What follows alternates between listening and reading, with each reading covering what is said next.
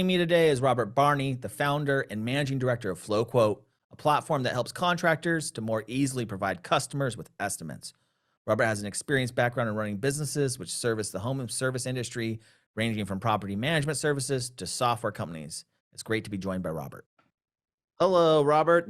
Very nice for you to be on the podcast. I'm very excited to talk about what you have going on and how it helps contribute to the built world. First question that I always ask when we get into this is, tell me a little bit about your past and how you ended up as the founder and managing director of FloQuote. Sure. Well, thanks for having me on, Jason. Of course. About me, yes. How did I end up here? Okay, so basically, I've always been in software and I've always been in property management and services.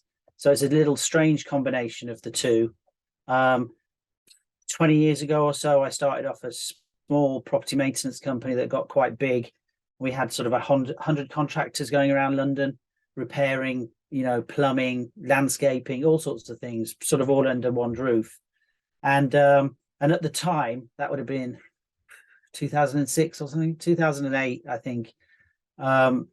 We just didn't have the software to enable us to keep a track of all of those individuals, all the contractors, all the customers, all the invoicing. And this was just before the iPhone came out, remember. So there wasn't really any sort of mobile tracking of those guys either.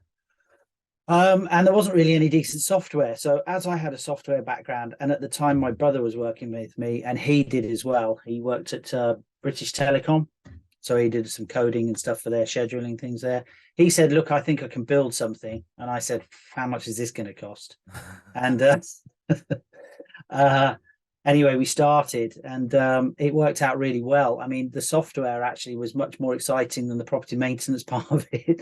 And we got probably a bit carried away with the development of it. But anyway, that went on for quite some time. I sold that company just a couple of years ago. If basically we spun it out of the property maintenance company into a software company and sold it to other companies that needed to control their contractors and get feedback, because obviously the iPhone had arrived and then the Android phones. So we were getting a lot of feedback from the field, and this was helping us provide a better service, faster communication with the customer, faster invoicing, which is always important in those small businesses. And then, as I said, we spun that company out and I sold it a couple of years ago. And then the pandemic came along, and I still had a small flooring company, and I still do. And we thought, how are we going to work this now that we're all locked in and we can't go out and do any quotes, get any more business? We still had people sort of contacting us because they wanted things, because they were stuck at home and they were looking around the four walls going, do you know what? This place is a wreck.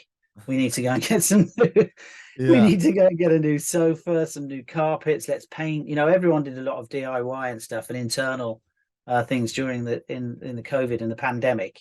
But just managing the amount of inquiries that we were getting was extremely difficult. So I thought, and going out, well, we couldn't actually go around the houses and have a look at the things that we traditionally do. So I thought, look, there's got to be a better way than this. And I thought, right, isn't that there's got to be a better way? The saying you have right before you spend about 5 years of your life doing something. That's exactly right. Yeah. And especially if you're in sort of like software development and, you like to start things up on your own, it's sort of like, they tick that box and now write off 5 years of your life. Yeah, that's pretty much what happens.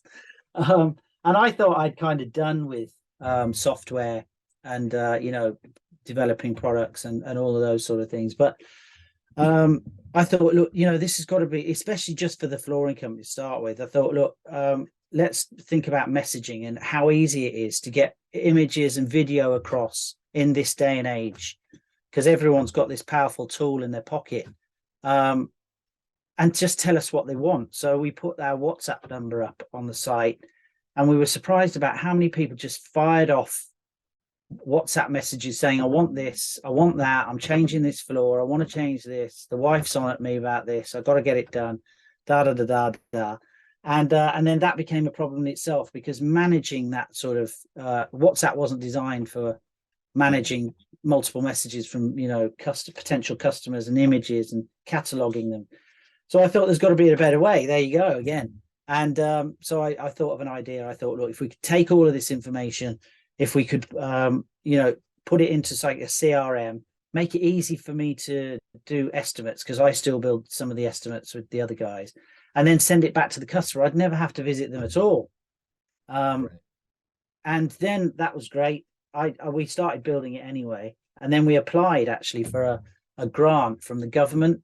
They do a competition called the Innovation Fund, and we beat out loads of companies, and they said, look, this is a really good idea, and they gave us some money to do it. So and we were really pleased. So we didn't actually have to fund it all ourselves. And so yeah, we set up FloQuote. Here we are today, peddling our wares with a 5-year project plan, just as you intimated there. Yeah. So a lot of times on the podcast, we have a lot of professionals in risk management, insurance, risk transfer, those kind of people. And one of the things that they always talk about is, when you have subcontractors, and they need to get insurance in order to go on the job site, and in the variable and the process all around tracking that, and how difficult that is, and how you have to decide what your risk appetite is as a business in order to work with subcontractors. Today, it seems like what we're going to be focused on is, as a subcontractor, that very first interaction that you have with the customer around estimates and how to achieve those. And as you said, there was obviously a need, probably pre-pandemic, especially during the pandemic, and now that we're in this kind of new gray zone of where are we as a society. Mm-hmm. One of the things that I wanted to ask you is, what is the value to contractors to doing estimates virtually? Like, did you find anything surprising during that process? Because I'm sure at some point most people had this sentiment that I needed to go into the location and look around and all of those things. So what are some ways to win more contracting projects based on estimates, or in this new kind of world we find ourselves in? Yeah, so you're absolutely right, actually, Jason. And there's a couple of things to FloQuote. There's obviously the insurance side, which it's very useful for claims handling for those guys that don't actually have to go out in the first instance. But bringing it back to the contractors, yeah, we get a lot of pushback. We still do, with sort of contractors saying, look, I go off and see the person face to face, and it's me who sells it. They buy from me, and it's not, otherwise it goes on price and so on and so forth.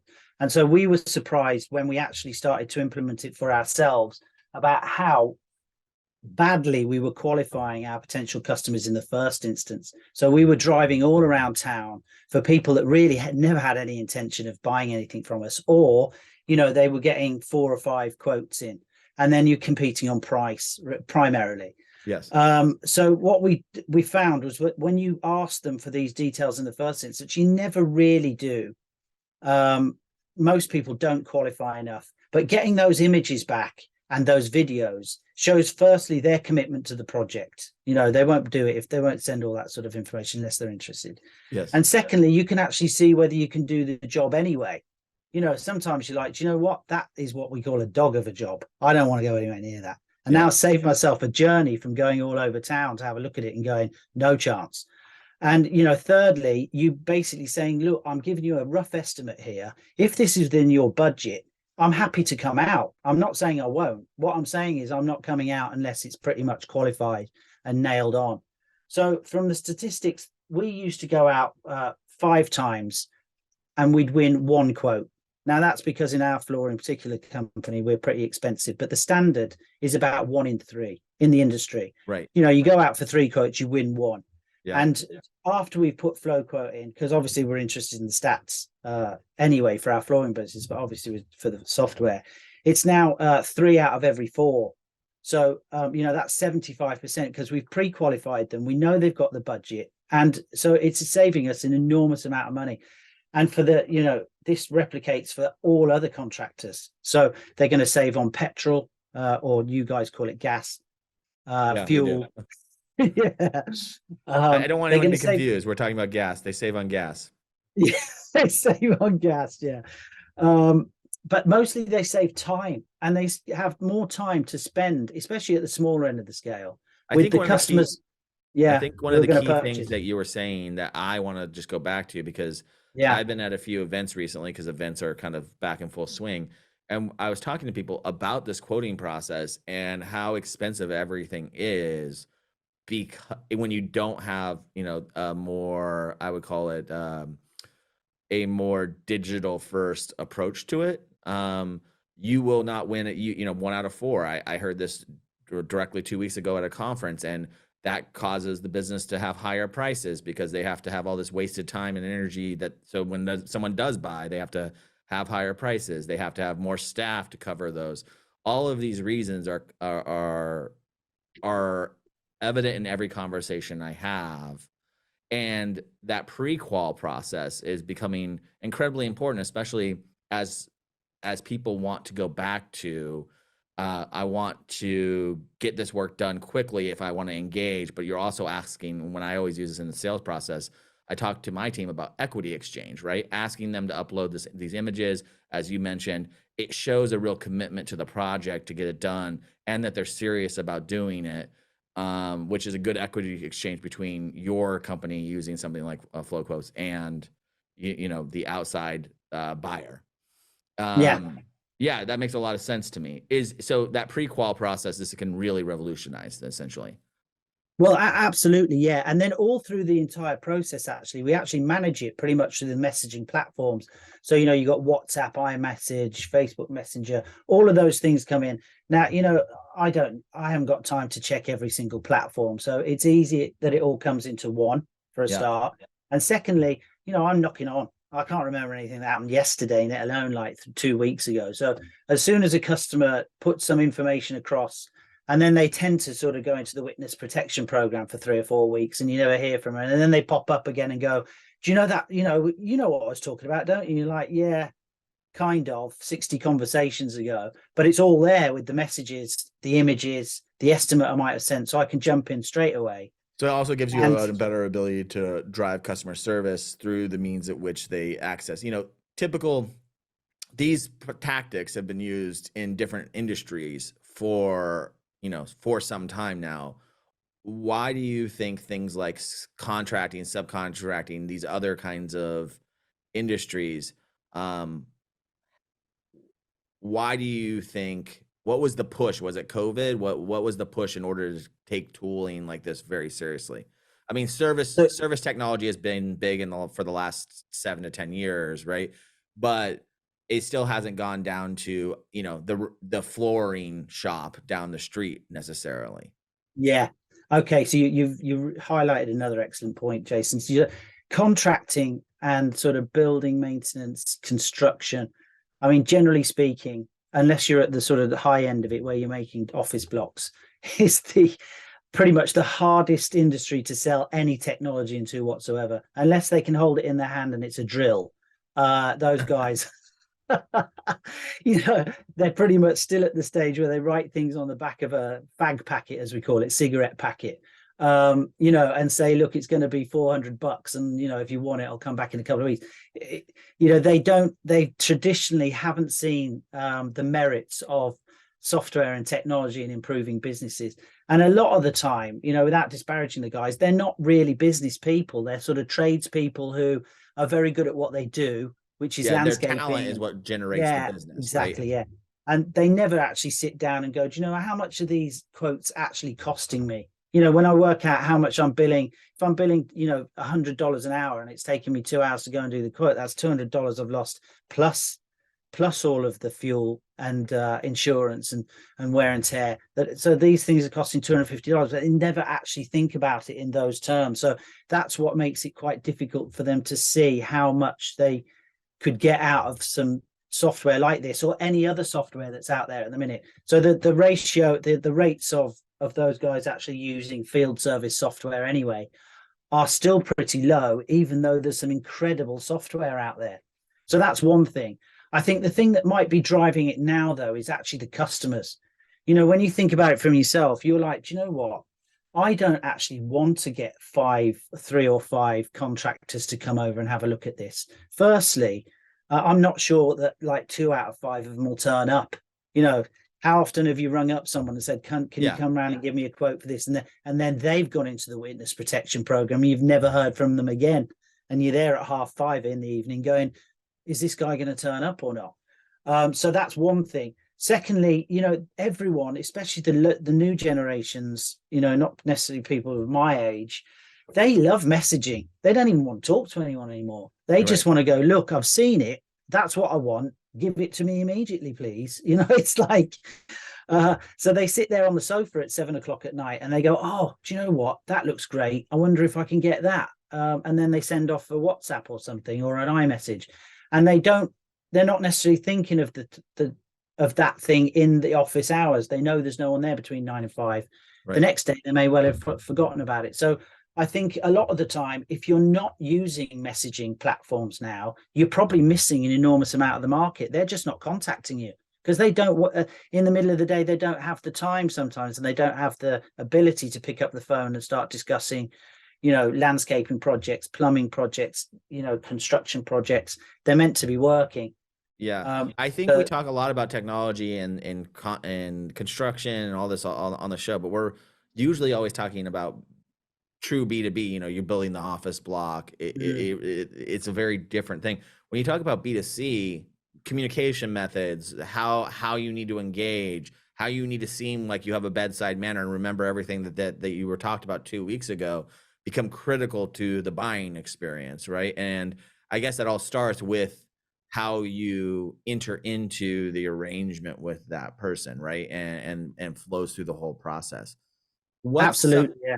What's a technology trend or something that you're looking at in this layer of industry that you think is coming or starting to really be interesting to you? Well, I mean, there's all sorts of things which will be coming on the horizon. I mean, obviously, at the minute, we're pushing hard to get people to understand how powerful just the messaging and the videos and the images are, and how fast that can enable you to actually get that estimate or quote out to them.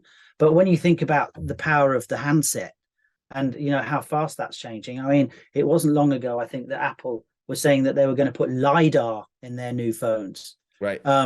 Just a throwaway thing, but you think that the applications that would be absolutely enormous, because, instead of us saying, right, okay, I'm estimating, and you can estimate fairly accurately just from a video, saying that you've got, 35 square meters or 350 square feet of room.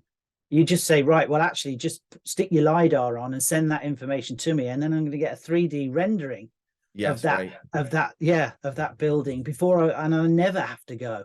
Or so, if you're doing molding, you could print whatever you needed even before you ever showed up. Exactly. So you've just hit the nail on the head, actually, Jason. That's a really good application, because when you think about the other things, is not just, for instance, estimating and sort of things that people want new. It's like, okay, I've got a maintenance problem. I think it might be my faucet that's not working, but I'm not entirely sure. So you say, well, send me a video of it. It's sticking. It's the such and so the ball cock's gone. All right, I see what it is. Instead of me going and then diagnosing it, coming back 2 weeks later with the part, I can actually I'll bring the part with me. I know which one you want. And that's going to be even more important as we go on. And just like you say, buildings are starting to get built in the factory. And, the widgets for it are printed by 3D printers. So you could say, right, okay, you don't need anything. I'll just print that out for you.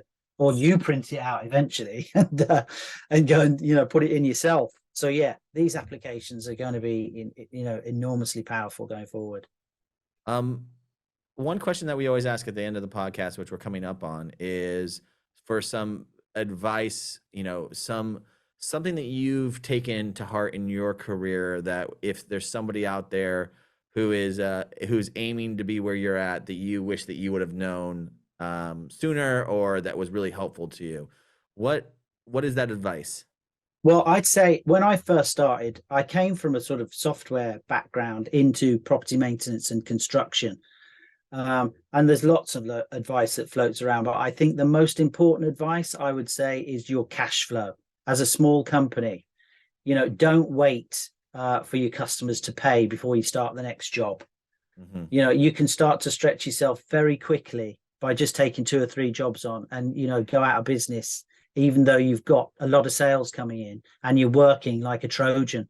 So, right from the very start, after the first hiccups that we had in our small business with cash flow, we made sure that we got paid from the customer very, very quickly so that we could progress on to the next job and also expand the business. Because unless you've got some investment coming in, you need that cash flow, not only to just keep going, but to actually increase the amount of jobs work that you can do on the next going forward. So that's my number one. Yeah, that's such practical, good advice. My question on that, just thinking about what you do you think that means that subcontractors should look at places to get paid earlier in the process or get paid for work as it's happening and be introducing into their flows places where that cash is coming in order to sustain that business? Again, you're absolutely right, Jason, because I can see you do this a lot. Just with the questions you ask. But yeah, look, it's a very old-fashioned method in construction and services, which is like, I might take a small deposit and then I'll come back for the, and at the end of the job, I need to get paid. And then they've got this crazy process, even in the small industries, medium, and right up to the large ones, where they go, look, it could be 30 to 90 days before I'm going to pay you that final settlement.